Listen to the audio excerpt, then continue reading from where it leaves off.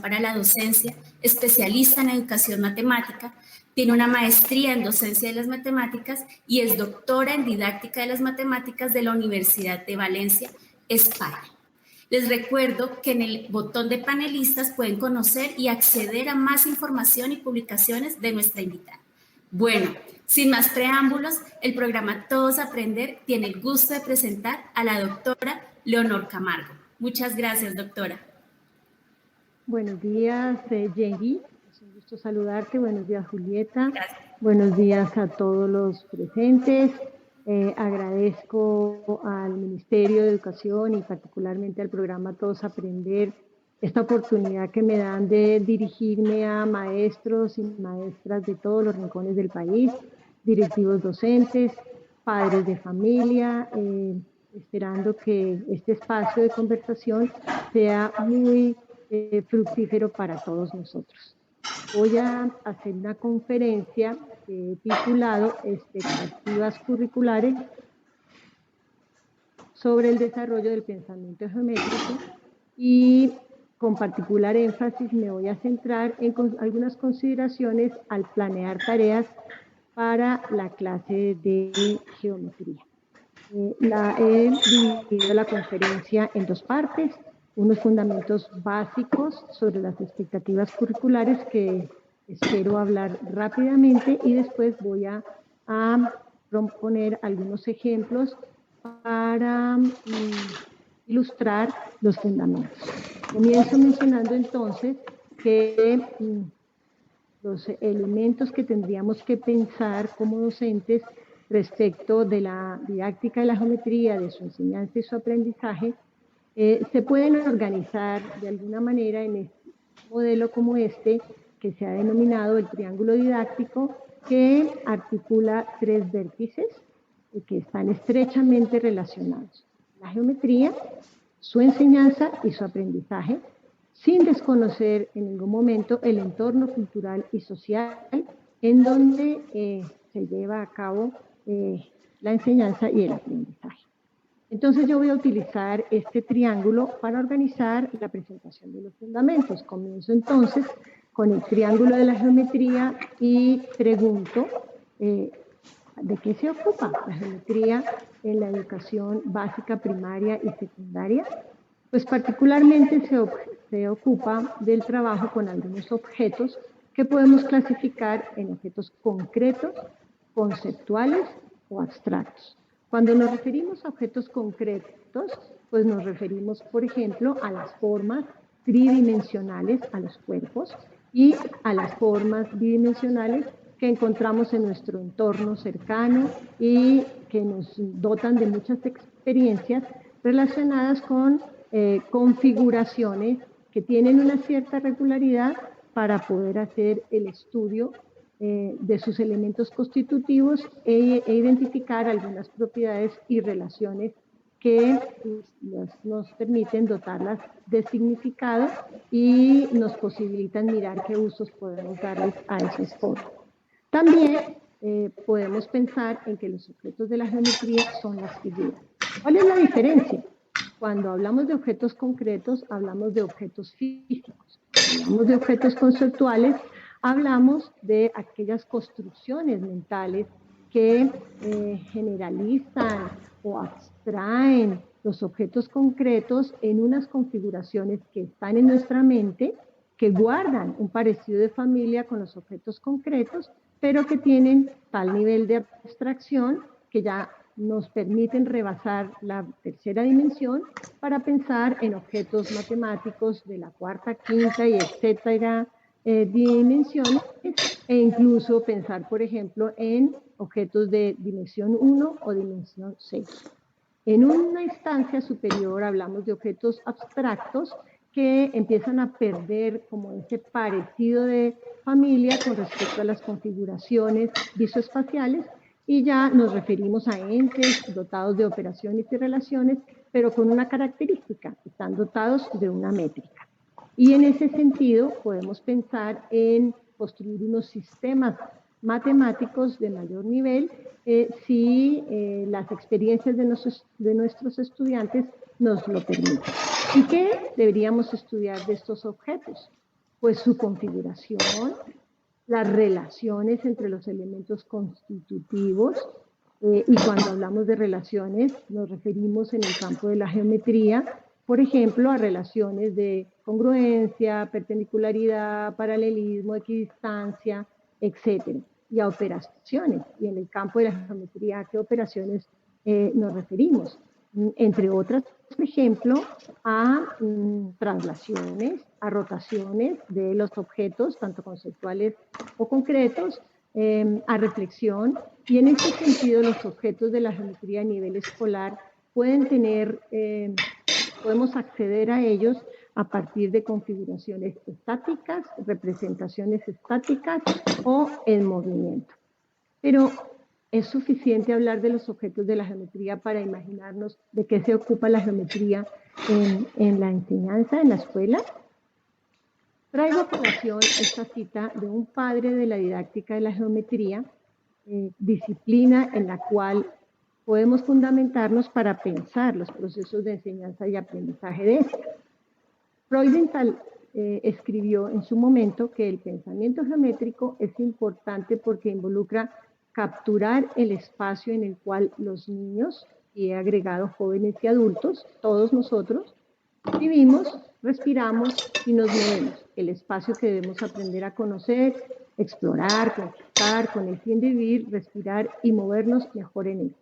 Esta cita es importante porque nos lleva a pensar que el estudio de la geometría, en donde intervenimos con los objetos que he mencionado anteriormente, no es algo externo a nuestras maneras de pensar.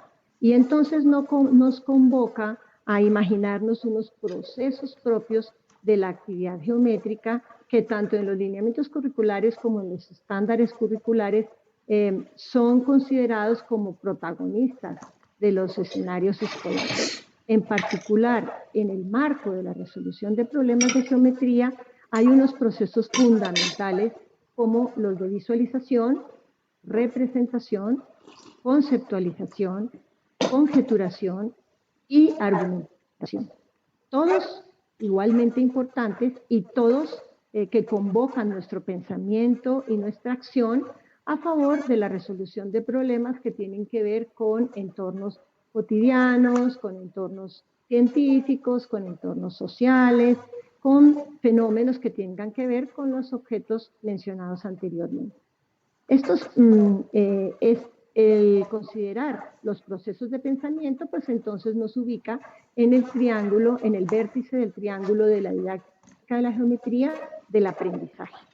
Y nos hace preguntarnos, bueno, ¿y qué es lo que caracteriza en cuanto a aprendizaje a la didáctica de la geometría? Y entonces nos lleva a pensar que ese trabajo con formas y figuras y tridimensionales particularmente debería permitirnos desplegar y desarrollar facultades mentales que tienen que ver con el sentido espacial, en donde podemos desarrollar aspectos como con mayor énfasis la visualización y la orientación espacial, y el razonamiento geométrico que nos permite interpretar, construir significado de los objetos y las figuras, de las formas y las figuras, descubrir relaciones, descubrir propiedades y argumentar acerca de la veracidad de estas o al acuerdo que podemos establecer con otros respecto de algunas de las propiedades que las caracterizan. En el marco del trabajo con los procesos que he mencionado anteriormente, muy importantes todos, en la geometría hay una caracterización que es muy particular y que la diferencia un poco de pronto respecto de otras áreas de la matemática, y es una relación biunívoca entre las formas de conocer que provienen de nuestra percepción y nuestra intuición, que son las que hemos construido a partir de nuestras experiencias con los objetos cotidianos que nos rodean, y aquellas otras maneras que en las que interviene la razón, en donde vamos construyendo un corpus de conocimiento con el cual podemos interpretar los fenómenos y que nos proveen una suerte como de significados que rebasan lo intuitivo para pasar al campo disciplinar de la geometría y de aquello que nos brinda como herramienta, no solamente para visualizar fenómenos, representarlos, conjeturar, argumentar, conceptualizar, sino fundamentalmente resolver problemas, que es el marco en donde deberíamos estar ubicados en cuanto a la construcción de nuestros currículos. Y entonces, hablando de la construcción curricular, nos ubicamos en el vértice de la enseñanza, en el triángulo de la didáctica y la geometría. Y tendríamos que pensar que en la construcción curricular que hagamos en nuestros proyectos educativos institucionales, en el lugar en donde nos encontremos, en lo que compete a la didáctica y la geometría, tendríamos que estar atentos a estar desarrollando 3 ejes conceptuales que hemos denominado la forma, la localización y la trayectoria.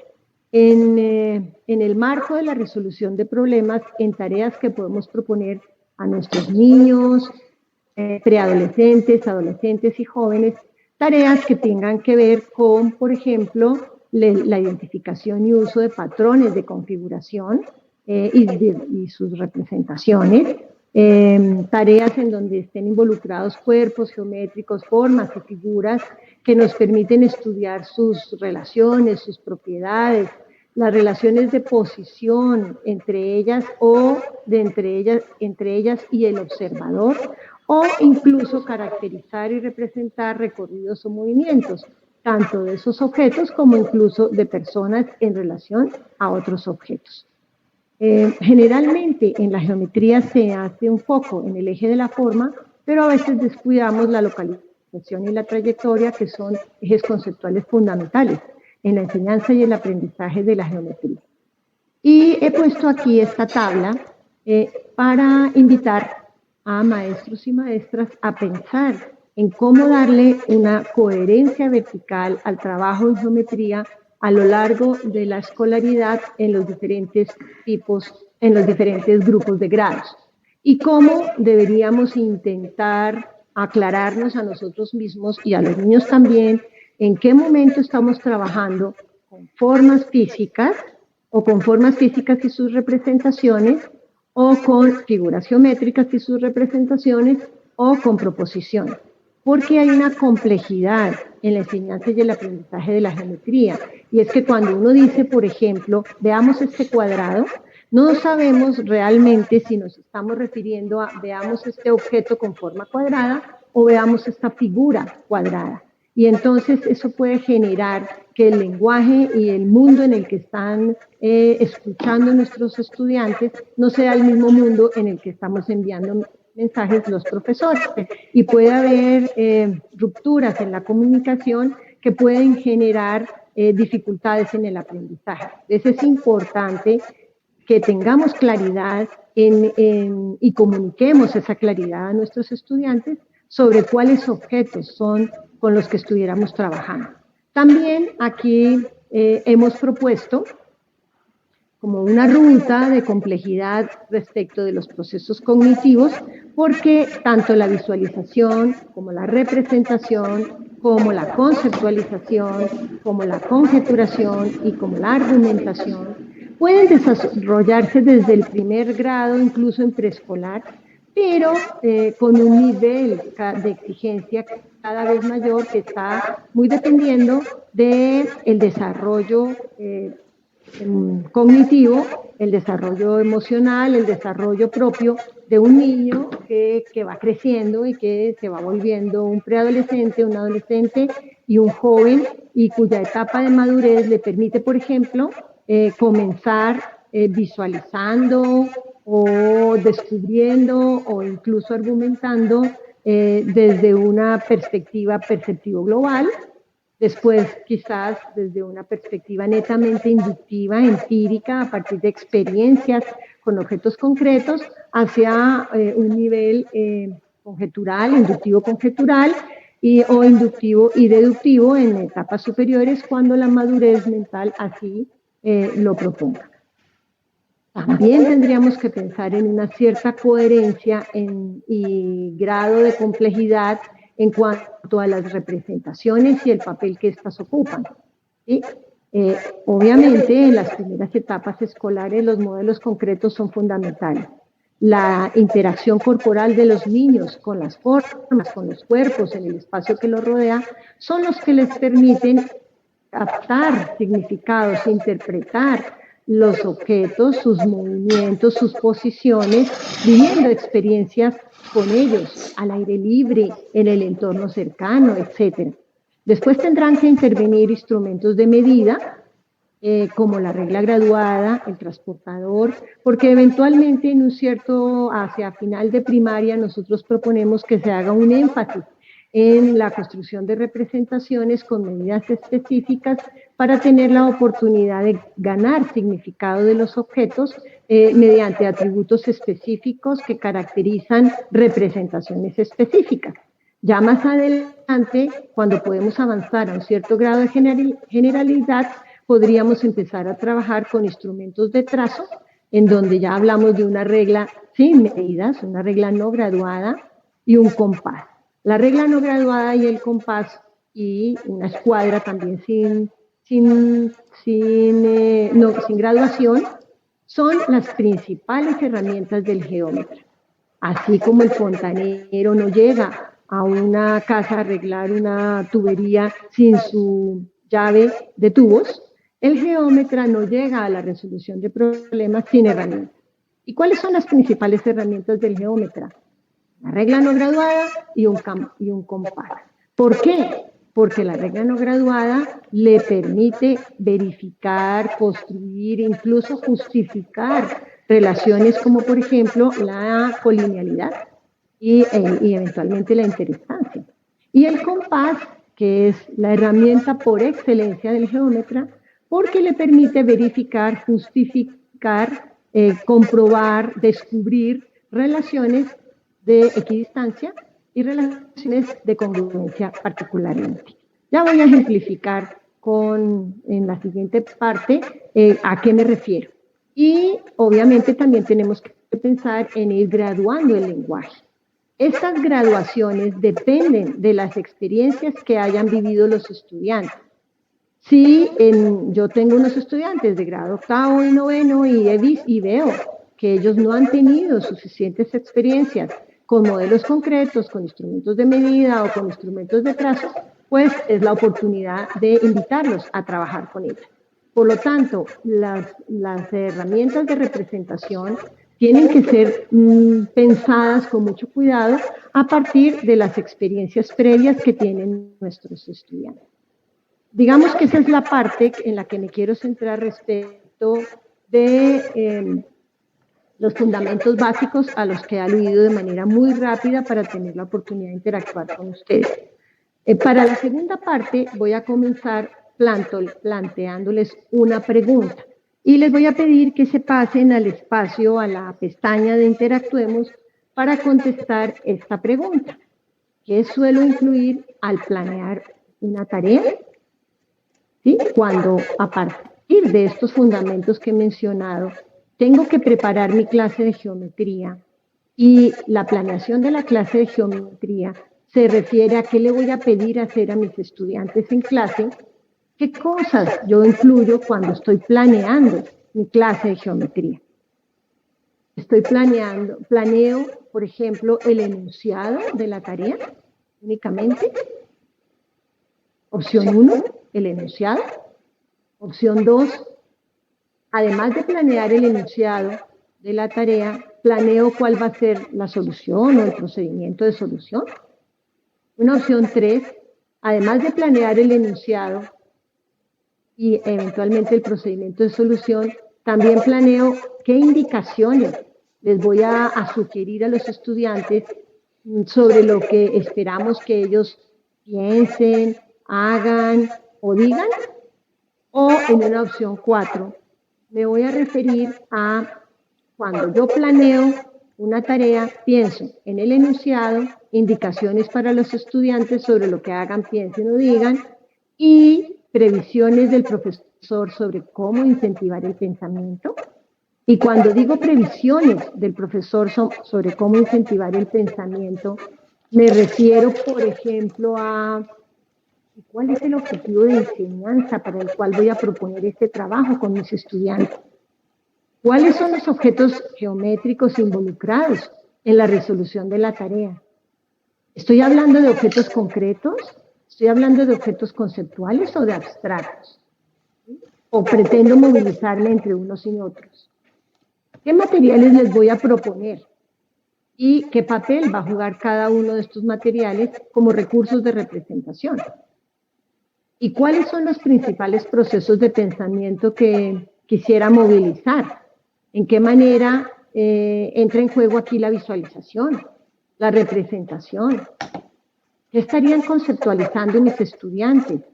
¿Qué podrían descubrir? ¿Qué podrían conjeturar? ¿Qué podrían argumentar? ¿Sí? ¿Cómo defenderían algún acuerdo al que lleguen?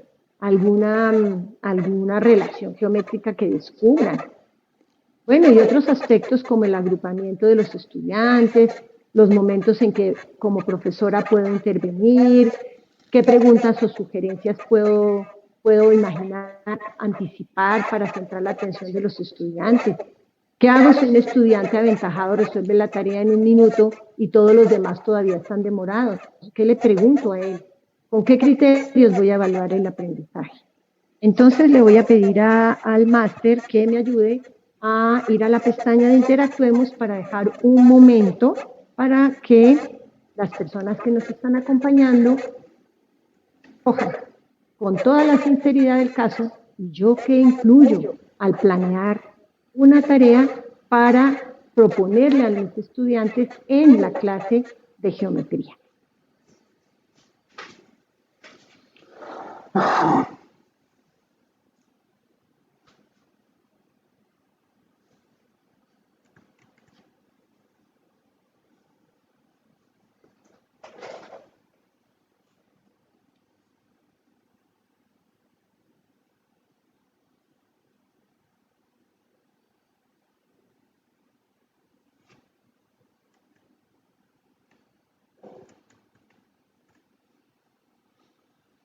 Pura mierda.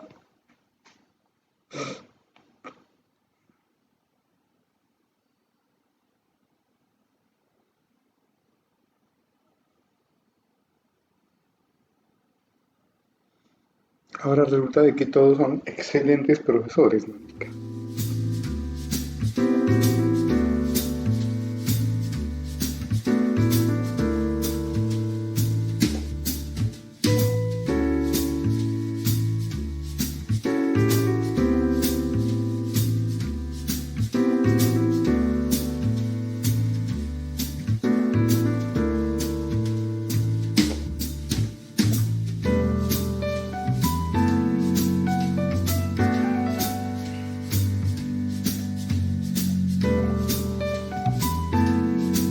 Bueno, por un momento vamos a dejar ahí. Gracias, máster. Retomamos a nuestra presentación. Todavía no quiero comentar los resultados, aun cuando me agradan mucho lo que observo. Sin embargo, por ahora quiero continuar y después les voy a pedir al máster que me ayude con los resultados de la respuesta a esta pregunta. Bien, paso entonces a los ejemplos en donde yo quiero ilustrar estas pocas ideas de la fundamentación. Y me voy a referir, para presentar la ilustración de las ideas, a un trabajo con 2 objetos muy sencillos, porque mi interés no es imaginarme complejidades en el trabajo de geometría, sino ilustrar que con objetos supremamente sencillos en donde uno casi que podría pensar, bueno, ¿y yo aquí cómo voy a movilizar todos estos procesos? ¿Y de qué manera yo puedo imaginar problemas que tengan que ver con fenómenos cotidianos o científicos, con un objeto tan elemental, esto puede suceder. Entonces me voy a referir en primer lugar a un objeto que es el punto medio de un segmento. Ustedes dirán, uy, el punto medio de un segmento, ¿qué puedo yo proponer aquí? Bueno, pues podríamos pensar diversas tareas que tienen que ver con el punto medio de un segmento. Una tarea que yo me imagino que la mayoría de nosotros hemos puesto en nuestras clases de geometría es pedirles a los estudiantes que copien la definición o darles la definición de punto medio y pedirles que ellos hagan una representación de un segmento y el punto medio. Podríamos darles, por ejemplo, como definición de punto medio, que el punto medio de un segmento es un punto entre los extremos del segmento que equidista de estos. Con base en la definición de punto medio, los estudiantes podrían desarrollar procesos de representación y eventualmente imaginarse dónde colocarían el punto medio de un segmento, basados en sus experiencias intuitivas con el significado de la palabra medio, que podrían asociar a mitad, pero también con base en esta definición que les acabamos de dar. Y eventualmente uno podría decir, ya, acabé mi trabajo con el punto medio y ahora qué otro objeto. Pero habría que pensar un poco si este tipo de tarea promueve con suficiente riqueza otros procesos de pensamiento. Entonces, pensemos en otra tarea. ¿Qué pasa si yo no empiezo por esta tarea? Si no empiezo presentando a los estudiantes un conjunto de ejemplos y no ejemplos de puntos medios de segmentos, puede ser en soporte en papel o puede ser mediante un programa de geometría dinámica. Le pido a los estudiantes que observen las configuraciones, que intenten imaginarse en cuál de ellas está representado un punto medio y que después de analizar en cuál de ellas creen que esté representado un punto medio, ellos propongan una definición para punto medio. Tanto en soporte en papel y lápiz como en un programa de computador, los estudiantes pueden analizar las relaciones que hay entre los puntos que están al interior o contenidos en los segmentos con relación a los extremos de este. Podrían, por ejemplo, realizar un proceso de exploración para eventualmente descubrir, por ejemplo, la relación, muy probablemente van a descubrir la relación de equidistancia y la van a mencionar del punto medio a los extremos del segmento. Y eventualmente pueden formular una definición que aluda a esa relación de equidistancia. Mediante este proceso empírico de análisis de la representación podrían llegar a generalizar la relación de equidistancia del punto medio a los extremos del segmento y de pronto visualmente imaginar que también está presente la relación de colinealidad y la relación de interestancia entre del punto medio con respecto a los extremos. Pero difícilmente en las definiciones espontáneas que hagan los estudiantes podrían salir estas relaciones de colinealidad y de interestancia porque generalmente no se tematizan en las clases de geometría. Entonces será tarea nuestra que haya una especie de comparación entre la definición que promuevan los estudiantes y la definición institucionalizada para comparar los atributos que se incluyeron en la definición y hacer significativo el concepto de punto medio desde el punto de vista geométrico. Aquí hay otra tarea que podríamos proponer si tenemos como soporte un programa de geometría dinámica. Entonces podríamos pedirle a los estudiantes que construyan un segmento y su punto medio. Y para ello, entonces, si los estudiantes tienen alguna información sobre GeoGebra, pues no van a tener ninguna dificultad, pero si no la tienen tampoco. Estos programas que son gratuitos, que pueden estar instalados en un celular, en una tablet, en un computador, son muy amigables Y entonces basta que exploren un poquito los niños y los adolescentes nativos digitales, tienen muchas habilidades para lograr ubicar en dónde está la opción que les permite, por ejemplo, construir 2 puntos y el segmento cuyos extremos son esos 2 puntos. Y luego buscar de entre todas las opciones la opción medio o centro para estudiar el punto medio. Y luego pedirles que arrastremos los extremos del segmento. Recuerden que estos programas nos permiten, voy a hacer esto aquí, nos permiten hacer representaciones dinámicas en donde una vez construido el segmento y identificado su medio o centro, podemos hacer un desplazamiento de los puntos en la pantalla para observar qué cosas varían y qué cosas no varían. Y en ese sentido, identificar las relaciones particularmente de colinealidad y de equidistancia como invariantes en donde tenemos infinitos posibilidades de representación del segmento, todos ellos en donde se aprecia que el punto C es colineal a y a B, está entre A y B y además equidista de A y de B. He subrayado aquí en la presentación, puesto con rojo, ¿qué observan? Porque esta es una pregunta que solemos poner los profesores y que deberíamos cuestionarnos sobre su papel.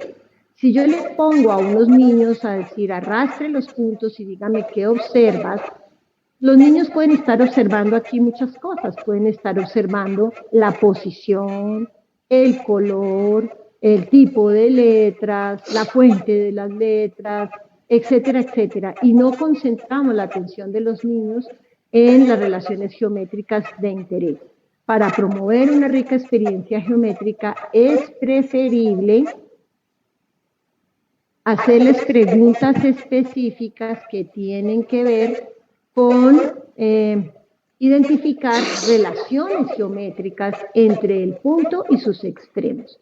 Y entonces, cuando introducimos en el lenguaje identifique relaciones geométricas y se discute qué es eso de relaciones geométricas, empiezan a hacer su protagonismo las relaciones propias de la geometría, ¿sí? La relación de equidistancia, la relación de colinealidad, la relación incluso de interestancia. Entonces empezamos a promover no solamente un acercamiento intuitivo a la idea de punto medio, sino a partir de las relaciones del geómetra.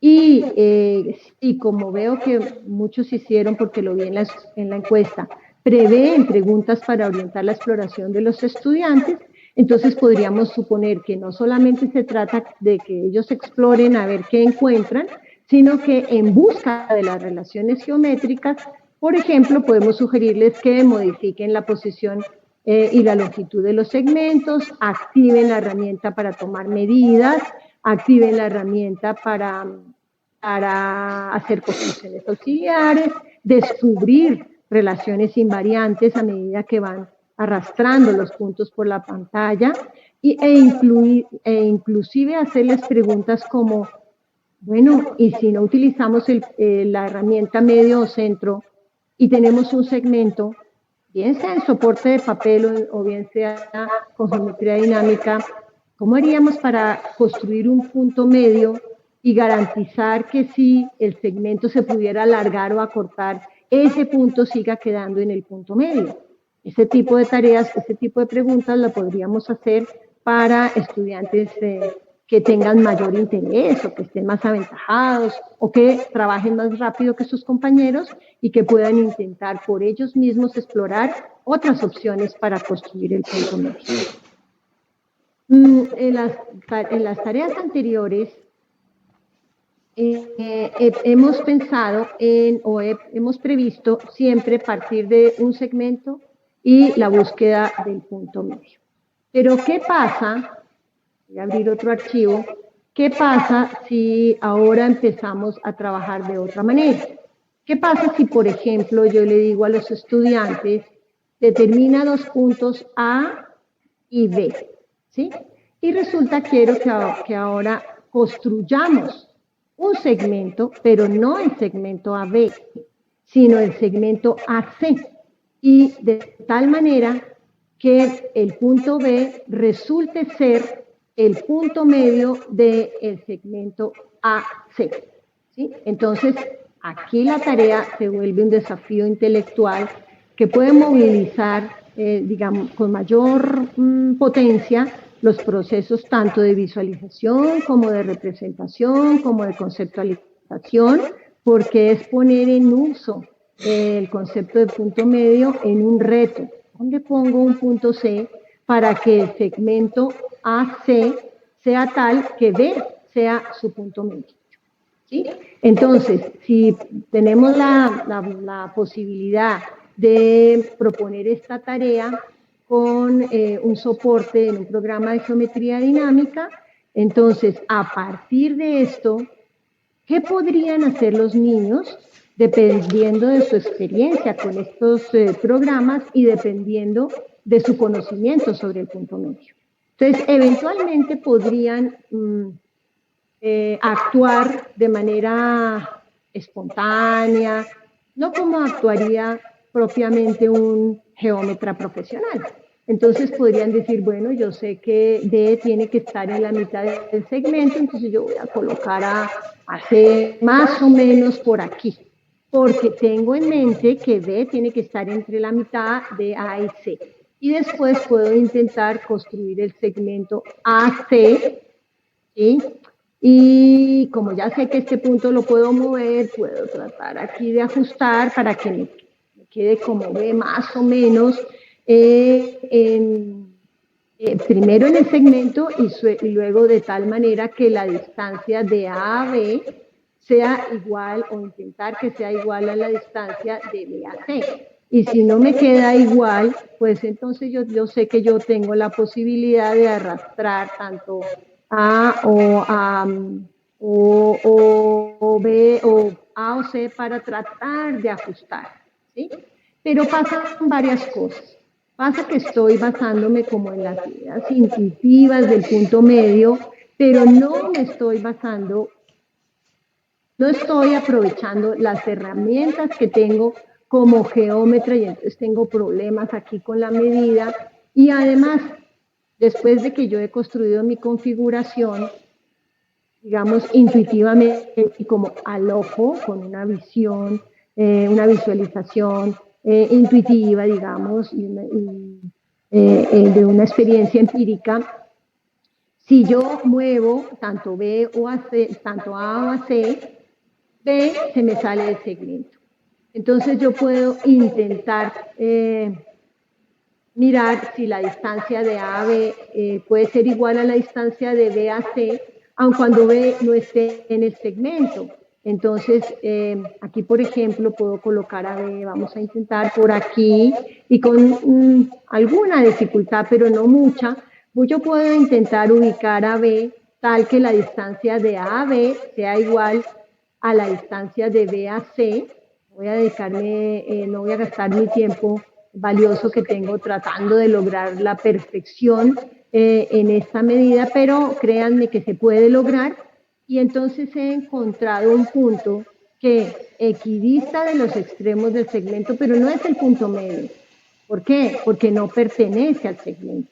No está entre A y C. Entonces esa vía de construcción no es muy útil porque no he utilizado las herramientas del geómetra. ¿Qué puedo hacer entonces para intentar una forma más eficiente de construcción? Entonces puedo empezar a pensar en sacar mis herramientas del geómetra y, por ejemplo, empezar a sacar una regla no graduada que en la representación geométrica la representamos mediante una recta. Si yo construyo la recta AB e intento colocar el punto C en esa recta, más o menos a ojo, estoy movilizando dos cosas. La propiedad de colinealidad, que la garantizo ya, no se me mueve siempre que yo mueva a C o siempre que yo mueva A, o siempre que yo mueva a B, los puntos quedan colineales, pero eventualmente pierdo la relación de interestancia, porque B no siempre necesariamente queda entre A y B, y no necesariamente tengo la relación de equidistancia. Entonces me toca sacar la otra herramienta del geómetra. ¿Cuál es la otra herramienta del geómetra? Un compás. Un compás que en este soporte de GeoGebra lo representamos mediante una circunferencia, con centro en B y radio de AB. Yo garantizo que cualquier punto que yo coloque en la circunferencia es un punto tal que la distancia de A a B sea la misma distancia de B a D, sin sufrir tanto con el arrastre. Yo garantizo que sin importar en dónde esté este punto, la distancia es la misma. Y viene una pregunta que invitaría a desarrollar el proceso de argumentación. ¿Y cómo puedo yo justificar que AB es X, que la distancia de A a B es la misma distancia de B a C?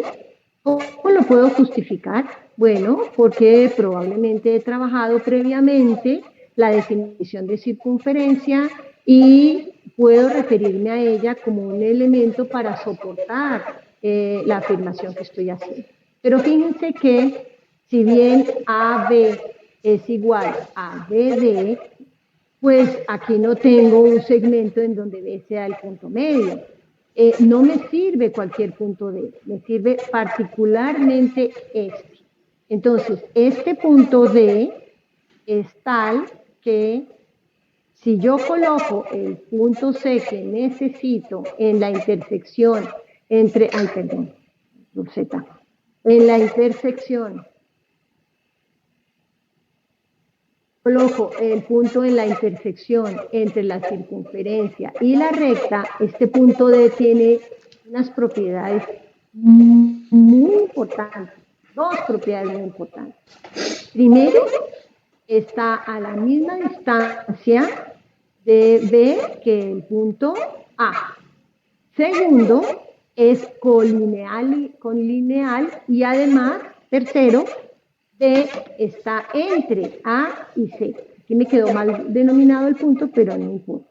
Si yo muevo el punto A, que se me renombró ahí por un error que cometí, se preservan todas las propiedades y se vuelven invariantes. Y entonces, si yo construyo el segmento AC, perdónenme, que me quedó mal nombrado, y oculto los objetos que utilicé como construcciones auxiliares, puedo cumplir la tarea de tener un segmento AC tal que B era el punto medio. Esa propiedad resulta ser un invariante que he logrado por construcción. En este caso puedo mover el extremo A, que habíamos llamado A, o incluso puedo mover el punto medio. Y claro, al mover el punto medio, el segmento también cambia de longitud, pues para poder conservar las tres propiedades. Estas experiencias permiten a los estudiantes apuntar a las relaciones geométricas y avanzar hacia el polo de la razón desde el polo de la intuición. Y los procesos de visualización, conceptualización, conjeturación y argumentación están muy presentes. Algunos de ustedes dirán, bueno, ¿y yo qué hago si de ninguna manera tengo acceso a GeoGebra, si me es muy difícil? Unas herramientas, unos medios de representación que pueden ser enriquecedores para trabajar estas tareas, estos problemas, son el papel calco. Porque con el papel calco nosotros podemos emular estas construcciones, incluso poniendo las mismas tareas pero mediante dobleces particulares podemos emular las herramientas de regla no graduada y compás del geómetra. Por falta de tiempo no me detengo en esta tarea, porque quiero avanzar rápidamente a hacer otros dos comentarios. Algunos dirán, bueno, ¿y qué pasó con el contexto del que mencionaba la profesora al comienzo? Bueno, nosotros podemos poner las situaciones, las mismas situaciones anteriores, en contextos específicos que tengan significado en el entorno social y cultural de los niños. En un entorno urbano, por ejemplo, situaciones en las que yo tengo que desplazarme, o, por ejemplo, identificar la ubicación de un punto, conociendo la identificación de otro, y un punto que esté en la mitad del camino, y que tengan sentido en tanto la búsqueda de, por ejemplo, de encontrar el punto A aquí, dado los puntos C y B, en un entorno urbano de desplazamiento, en donde yo puedo conocer, por ejemplo, la distancia entre C y B, y necesitaría ubicar un punto A. En este caso, pues no me detuve, pero podríamos pensar que en una parte esté la escuela, en otra parte esté la casa del niño, etcétera. Podrían ser beneficiosas. Pero ojo, hay que tener cuidado en no poner, por ejemplo, situaciones en donde estemos en un contexto, como en el caso aquí, por ejemplo, del mapa de un barrio, en donde un niño tiene que ir a hacer una compra, y entonces nos estaríamos imaginando en construir, por ejemplo, un segmento que va de la casa del niño, que es esta casa morada, a la carnicería o a la compra de vegetales, e imaginarnos aquí segmentos y puntos medios, porque definitivamente pues uno cuando camina hacia la tienda o hacia la compra de vegetales, pues no puede brincar por encima de las casas, y entonces la manera de desplazarse aquí pues no corresponde. Y si estamos en un entorno rural, pues habría que pensar cuáles son los contextos más adecuados, pero en donde también haya algún sentido para poner la situación. De lo contrario, desde el punto de vista del grupo de investigación en el que yo trabajo, nosotros creemos que los entornos de geometría dinámica son suficientemente enriquecidos para para servir de contextos de interesantes desafíos intelectuales. Otro ejemplo que no voy a desarrollar en toda su extensión, pero con el que quiero puntualizar en algunas cosas, es el del objeto mediatriz. Igual que para el caso del punto medio, nosotros podríamos simplemente poner la definición de mediatriz o dar la definición de mediatriz y pedirles a los estudiantes que la representaran. Aquí se movilizaría un poquito más el proceso de representación, porque pues, los estudiantes tendrían que, a partir de la definición de mediatriz que les hemos dado, que ellos investiguen por internet, si tenemos un segmento y hemos construido como definición que la mediatriz es la recta que es perpendicular al segmento por el punto medio, y hemos trabajado ya el punto medio, pues tendremos una vía de construcción del punto medio, y luego sacamos la herramienta del geómetra, que es de la escuadra, para trazar una perpendicular al segmento, perdón, me equivoqué, una perpendicular por este punto a este segmento, y tenemos entonces la mediatriz. Hemos desarrollado un proceso de representación que nos permite visualizar la recta mediatriz como un invariante del segmento, en donde para cualquier posición de este y tamaño de este, la mediatriz es la recta perpendicular por el punto medio. Pero para desarrollar procesos de conjeturación y de conceptualización, quizás hay otros problemas más interesantes que pueden ser un desafío intelectual. Tengo una red, un punto cualquiera, y tengo una recta cualquiera, ¿sí? Y ahora les pregunto, en dónde coloco un punto, por ejemplo, un punto D, en dónde coloco un punto D, dónde lo coloco, para que la recta sea la mediatriz. ¿Sí? Entonces, el proceso tiene que ver con poner en funcionamiento lo que yo sé de que es una mediatriz, sé que es una recta perpendicular al segmento por el punto medio. Entonces la idea es ver dónde coloco ese punto para que esa recta me resulte perpendicular a ese segmento y pase por el punto medio. Pero ya sé que no me basta con hacer un cuadre al ojo. Tengo que tratar de usar las herramientas del geómetra para buscar cómo construir el punto D. En esa búsqueda y en esa exploración, que no voy a hacer en este momento, ustedes lo pueden hacer, les dejo esta tarea,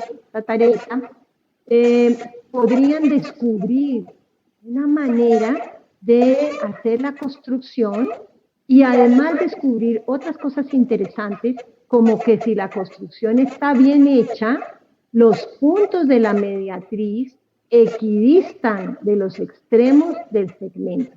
Y no solamente podría descubrir esto, sino tratar de justificarlo para favorecer el proceso de argumentación.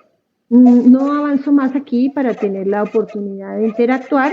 Termino entonces mi conferencia mencionando que el desarrollo de estos procesos de pensamiento, el enfoque en los ejes conceptuales, la búsqueda de una coherencia vertical, tanto en relación con los procesos, con los objetos, con las representaciones, con el lenguaje, nos convoca a hacer mejores y mayores esfuerzos por la enseñanza de la geometría, que a veces se vuelve un poco la cenicienta con la estadística. Ellas dos son las hermanas pobres de las matemáticas en los colegios, porque se hace mucho énfasis en la aritmética y el álgebra, pero muy poquito en la geometría, sin reconocer que la geometría es una herramienta muy poderosa para cultivar nuestra inteligencia, para desarrollar los procesos de pensamiento de los que nos hablan los lineamientos y los estándares,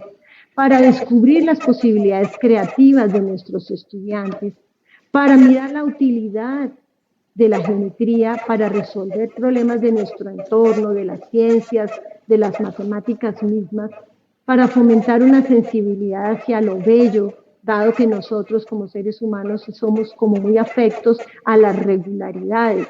Entonces, relaciones de equidistancia, de congruencia, de simetría, ahí interviene la mediatriz. Es algo que nos llama muy poderosamente la atención y se usan mucho en el arte, en la pintura, en la arquitectura.